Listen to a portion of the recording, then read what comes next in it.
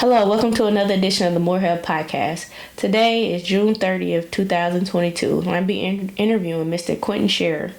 I have his bio right here. As soon as I read that, then I'll go ahead and jump into his interview. And without further ado, here is his bio. It says, Mr. Quentin Sherer says, I'm from Toledo, Ohio. I'm 42. I have one son who's 11. I got arrested when he was 8 months old. I'm serving a sentence of 45 years for a credit union robbery I did not commit. 25 years of my sentence was for a gun charge. A gun was for a gun they don't have, and I got convicted off of a picture of a gun. The witnesses said the robbers were white, but they say my DNA was found at the crime scene. The crime happened in July of 2009, but I was arrested in November 2011. My grandmother raised me. She was Baptist. My mother is Muslim, along with my two sisters and one brother. And so that's Mr. Sherer's biography, short and to the point, but in so many words, very powerful statements there coming from him.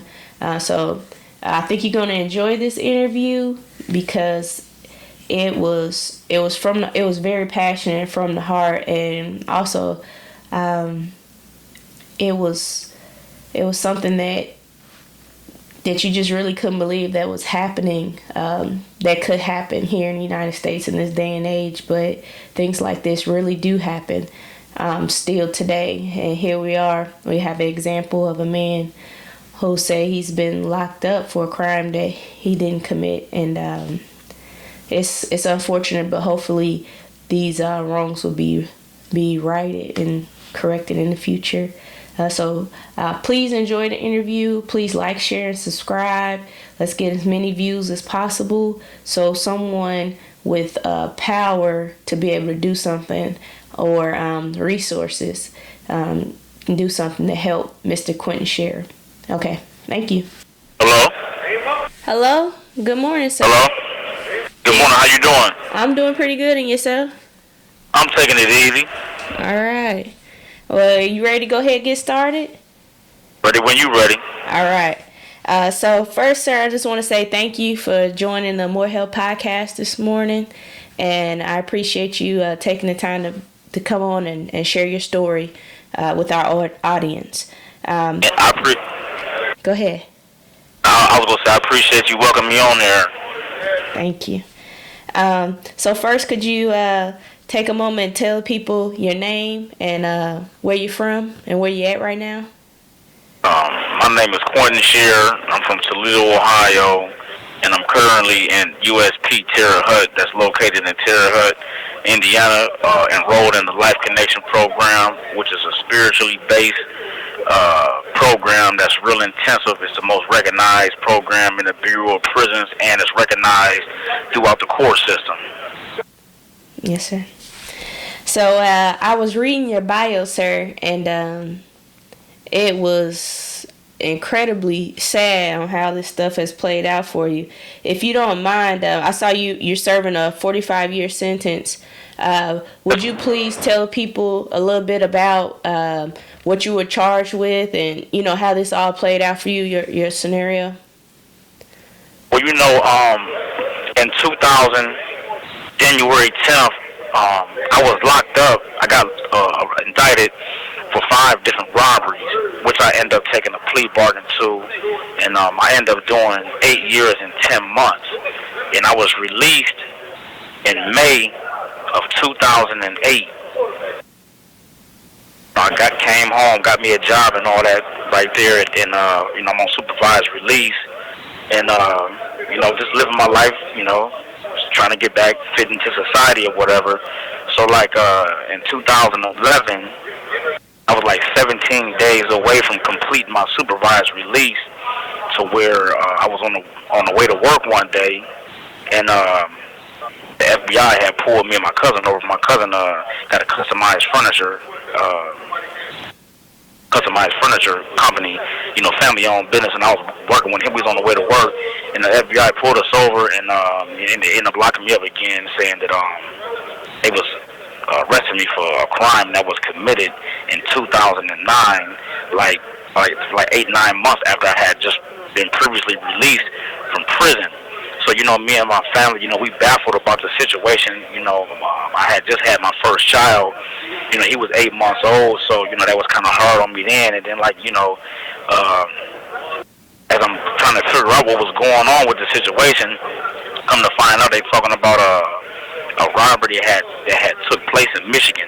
I'm from Toledo, Ohio, and they were saying, and the crazy part about it is, after my family and my lawyer and all that, after they started gathering information about this robbery that was supposedly took place in 2009, they was the victim is inside the credit union that was robbed.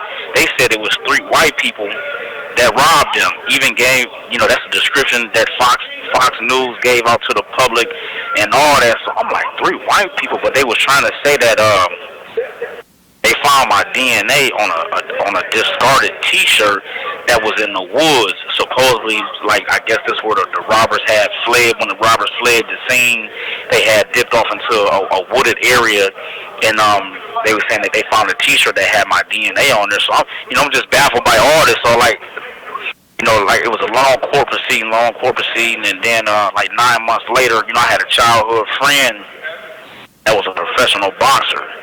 They end up locking him up on my case, so that I end up getting superseded. This call is from a federal prison.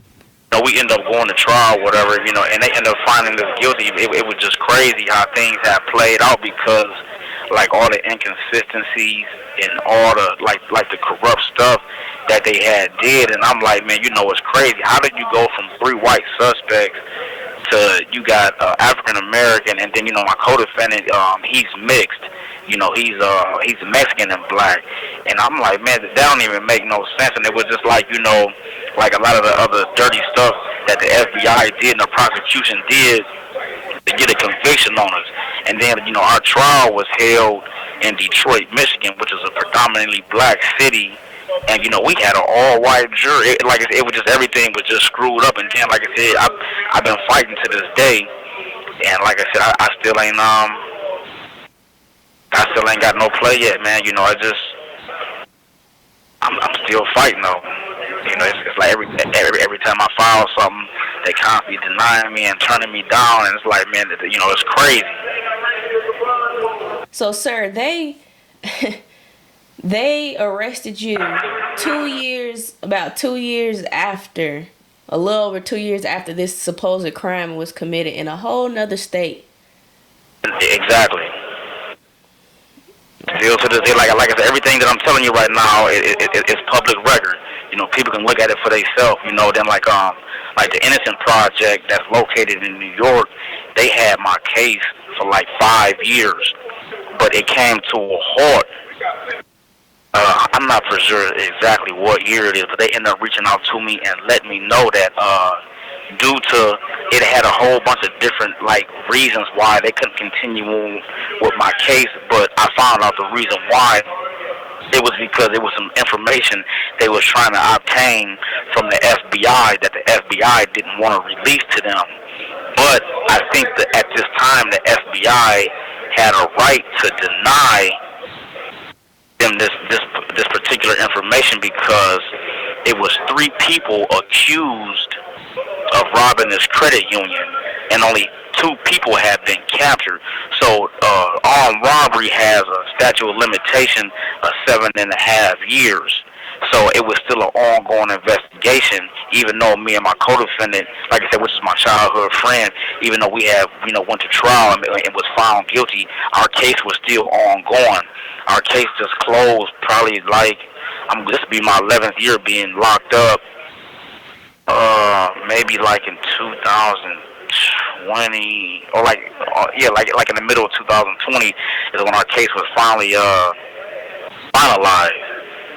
Wow. So yeah, that's like I said, to this day, I'm still fighting on trying to get up out of here. And it's crazy, when you come up with documentation and not just word of mouth, you come up with documentation showing how the government then did you, but it's it means nothing.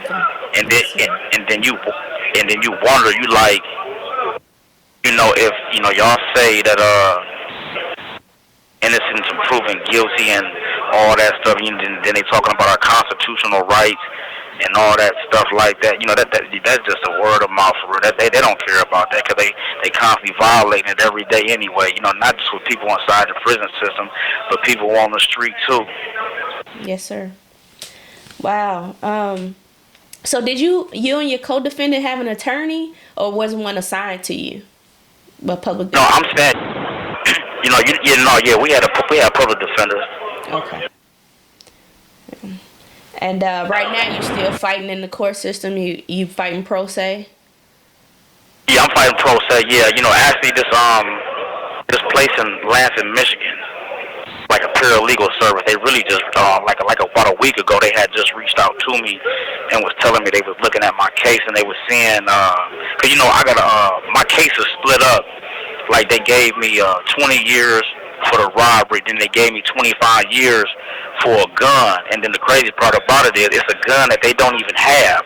They physically don't have a gun, and I got 25 years for that. But like that's where one of the constitutional violations had came in with my case because during your pretrial and all that is when the government is supposed to hand over your discovery to let you know everything they got against you or whatever and all this and all this and all that. So anything that can be used to prove you're innocent or guilt, they must hand over to you. Well, fighting my case for about a year before I even went to trial.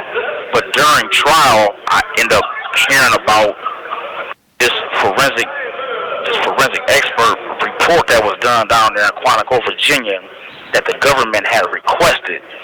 But when the report came back, it wasn't favorable to them. So they never disclosed this report to me. Anyway, they called a regular FBI agent to testify about this gun that was supposedly, not supposedly, but what appeared to be weapons. Because let me break this down a little bit. In order to convict you of the kind of gun that they got me charged with, which is a 924C, they must prove that this weapon was capable of expelling an explosive projectile. So basically, they must prove that this weapon is real in order to get a conviction of this gun. And like this call is from a federal prison. And like I said, in my case, they don't have no gun. So how do you get a conviction, on something like that? How can you prove something is real by just looking at a picture? Because the only thing that they had was the enhanced photographs of the actual credit union robbery. Well, they got a forensic expert unit down there in Quantico, Virginia, that's called the FBI and Tool Marks Unit, which is forensic experts. They analyze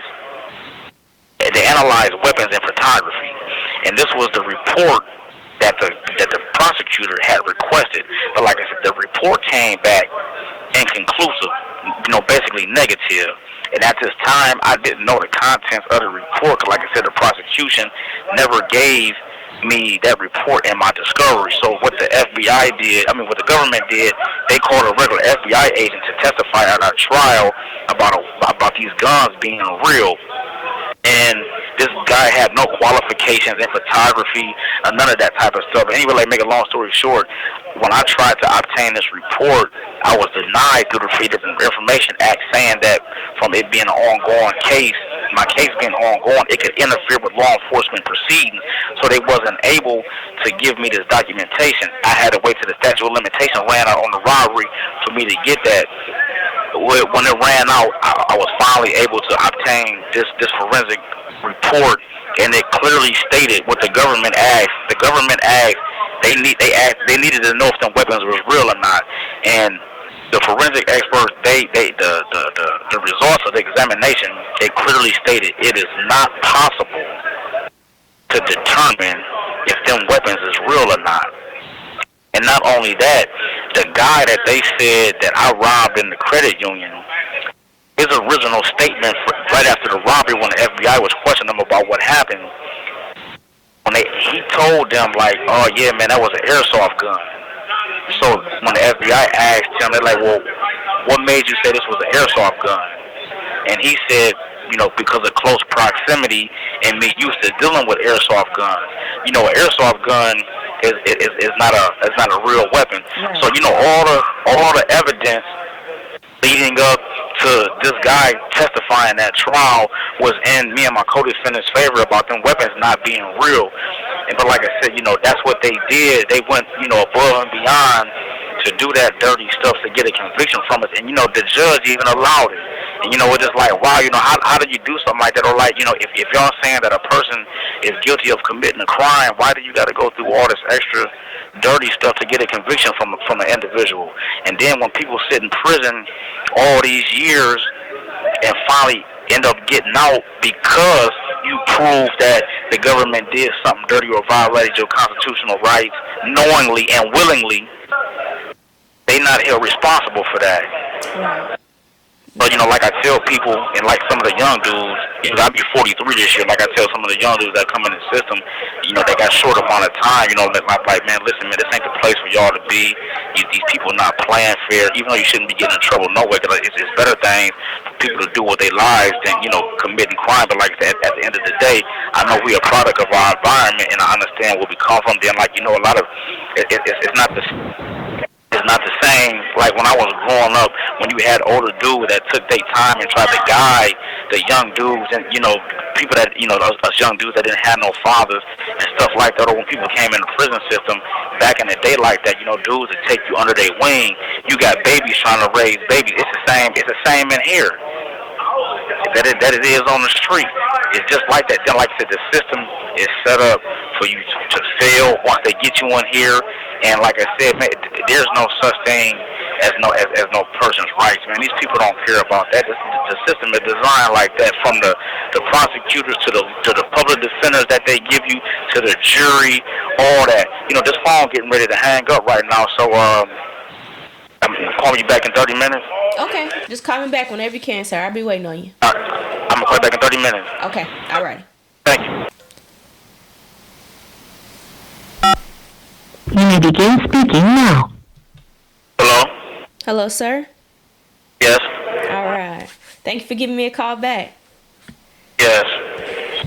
All right, so I wanted to pick up kind of where we left off, where you were talking about the prison system. I was just wondering, what has prison been like for you, especially going into it with a mindset of, I don't know, just like, I feel like confusion, like how did this happen to me? Like how was that transition for you into prison, and how has this 11-year journey been for you? Well, like from doing time before, like, I was still trying to unwind and really get prison out of me, being gone all that time. And then, I had just turned 20 when I had did that first long stretch. And I had never did no state time. I came straight to the feds. So, I had never been away from my family like that. And then, at the time, my live-in girlfriend, she was on my case also, right? So it was kind of hard. But, like, when I got locked back up on this case right here, it was, I'm not going to say, like I didn't care, but it was like, when I came back, it was like, it's like really like I never left, because I still had that prison, I still had prison in me.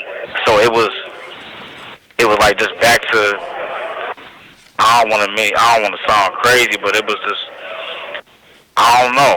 It's kind of hard to explain. It was like, here we go with this again. But like I said, it was different in the aspect of, I got a child now. My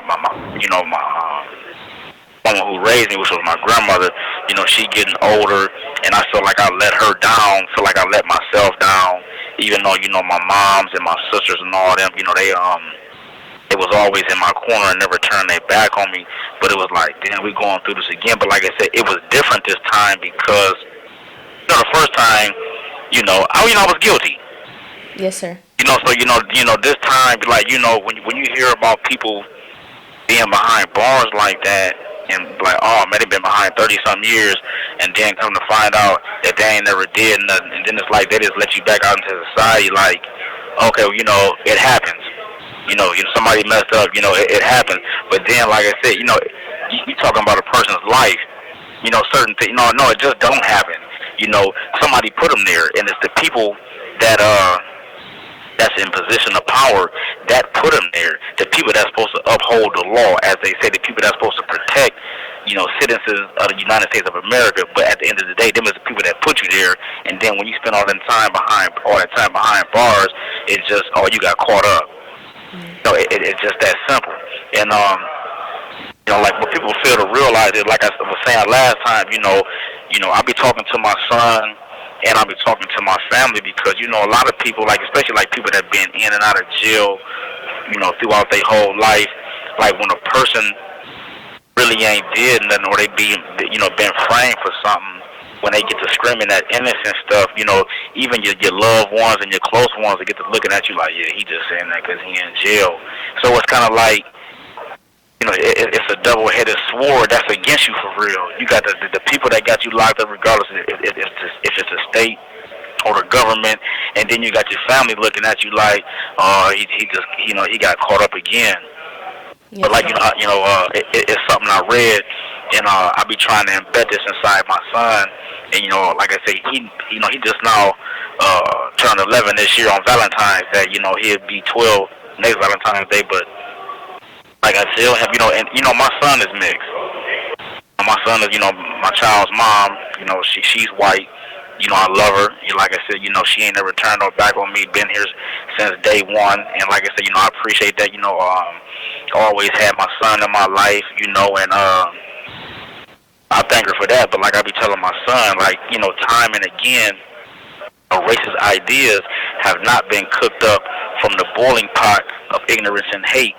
Time and again, powerful and brilliant men and women have produced racist ideas in order to justify the racist policies of their era, in order to redirect the blame for their era's racial disparities away from the policies and unto black people.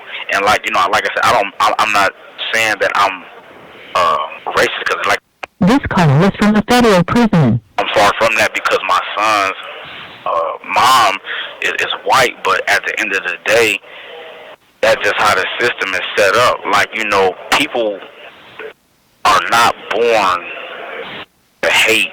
People was taught that.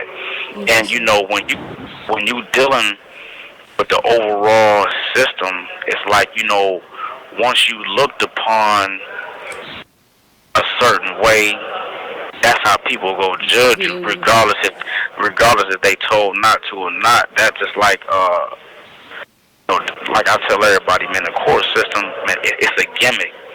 So you need it for. While you talking about that, can you give your thoughts on the U.S. legal system and how laws have been applied? I know you want to discuss that a little bit.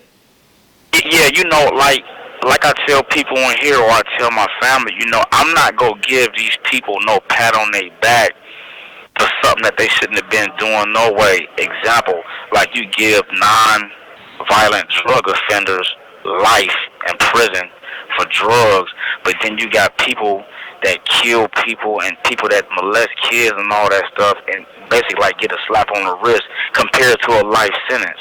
They might get 15, 20 years or something like that, but you got people sitting behind bars for marijuana and drugs. They got life sentences. How do you do that? Versus some of the other crimes that people commit. You see what I'm saying? So it's like, and then they go from, okay, well that's state, and this is federal. It just all messed up like that. Then like the same thing, like like what a lot of federal prisoners is going through right now. Like if you stay in this part of the world, like certain crimes are not being looked at as violent anymore. So just because you stay in this part of the world, they letting people out over here. But if you stay in this part of the world, then this particular district, we still looking at stuff as being violent. So you got to stay in jail. But like when you're dealing with laws, it's like how is y'all even doing this stuff? Because it's like if it's a law, then it's the law, and like it's only one way to interpret a law when somebody get in trouble, not what this judge feel that or these group of judges feel should be going on because you stay in this part of the world versus them over there. That don't even make no sense. Even like when a lot of stuff goes to the Supreme Court, they be undecided when they dealing with circuit courts, but the Supreme Court's supposed to be the law of the land. You know, there's no discrepancy with interpretation, and that's just period, point blank. It's not listening to what this particular circuit court got to say or this circuit court got to say. Listen, if somebody's, if they, you know, debating or it's a circuit split and with the interpretation of the law, then they supposed to say what it is, and then that's that. It's not no back and forth with that because you're dealing with people's lives. You see what I'm saying? And then even like with myself and amongst other people before me and that's gonna come after me, like the jury. You know, the judge will get a jury instructions to where, you know, if there's any reasonable doubt in your mind that this person didn't commit this crime, then you cannot find him guilty.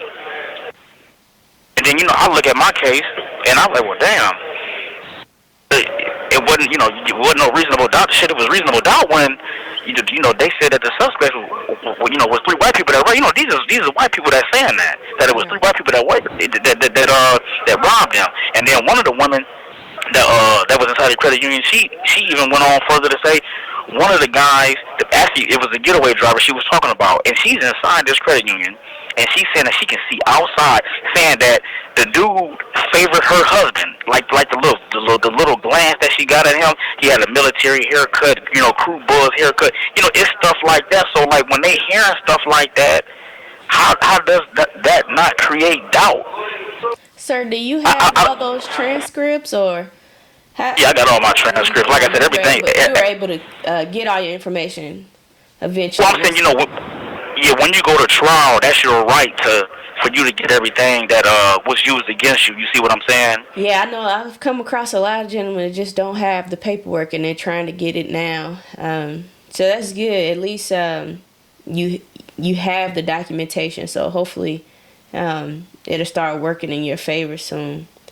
I just wanted to ask you, you touched a little bit on your family, on your son and his mom and stuff still being in your life. How has your prison sentence affected your family overall? I know your grandmother raised you. You said she was Baptist and your mom was Muslim. How has all this affected your relationship with your family?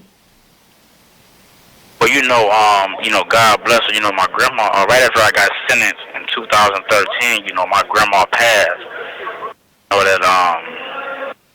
that really crushed me because my grandmother was all that I knew for real. You know, like I said, you know, I love my mom to death. You know, she loved me, but it was just one of them things to where, you know, we was alike, so we was both stubborn.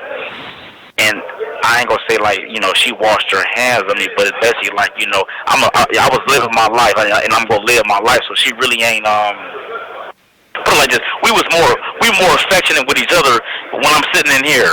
You know, like it's crazy. It's like that, but you know that was just the reality of the situation. But as far as how it affected me, like, you know, my peoples, they really never had no faith in the system because, you know, like I said, not just dealing with me, but, you know, how they was raised and the stuff that you see on the news daily or in your own neighborhood. And like far as like with my son's mom, it crushed her. And like, you know, I apologize to her still to this day. Like, but at the end of the day, it's like, you know, I'm apologizing for nothing because, you know, I ain't did nothing. You know, but I'm not there though. You see what I'm saying? So it's like, you know, what else can I say? Like, you know, we go through our little moments and stuff like that, but like I said, man, you know, they ain't got no faith in the system. Yes, you know, I've been sitting in here for 11 years. This call is from a federal prison. And like, you know, when I be filing stuff to the courts, it's not like that I'm just accusing the government of doing this wrongdoing. You know, I got the transcripts in the black and white to show it, and it's like, you know, it's not my fault that I'm not a lawyer. You know, I ain't got no lawyer. You know, so if I'm not arguing something right, then of course they go deny it. You know, I'm in the right area. I'm just not arguing it right. You see what I'm saying? Yes, and that's difficult because to be able to continue to fight for all these years, lawyers are very expensive. Sir, but No, you have this. Oh, go ahead. What were you gonna say? no, I was just gonna say, like, this is a mind frame to have. You know, when they give you public defenders, who do the public defender actually work for? They working for who paying them? Am I correct? Yes, sir. The government is the one that's paying them, so that's who they working for. I'm saying they just hired by somebody to represent you. They're not really working for you. They working for the government because that's who paying them. And that's how that's just how the system is. Period, point blank. They trying to wash you on up the stream so they can get the next check. You know, they get a certain amount of money for each defendant that they get, and then it be what it be. People don't care about that, man. Like I said, it's kind of hard to understand if you're not on this other side. If you're not on the side of the wall and see the stuff that we see and all that type of stuff, but like the injustices that people go through on the street, we go through that stuff in here too. It's not no difference. Well, sir, so like yeah, I'm listening. You running a little short on time, and I just Okay. want to say what would you like to say to your family and or anyone right now? What is your message that you want to give just before we get off of here? Because I just say thank you for jumping on this call, and God bless you. But please go ahead, give your last words, please. Well, I just, just like I said to my son, little Q, I love you. My child's mom, Ronnie, I love you. My auntie, Loretta, I love you. My mom, Yasmin, I love you. My sister, Lily, Jayla, my sister, Denisha, my dad, even though he just not came into my life, but I still love him. And, like I said, everybody been in my corner, I appreciate them. Like I said, they, like, some of them don't share the same enthusiasm that I do about me getting up out of here, but I know they still believe and they hoping and praying one day that I get up out of here. And I just pray, and like I said, I give thanks that they still in my corner and they never turn their back on me, Yes, sir. I understand. And I appreciate you for inviting me. And like I said, thank you. And I hope you be successful and continue to do what you do, and your crowd grow. And just thanks for giving me a chance to get my message out there. Oh, no, thank you, sir. I really hope that somebody, as we continue to like, share, and send this video around, I really hope that the right people see it,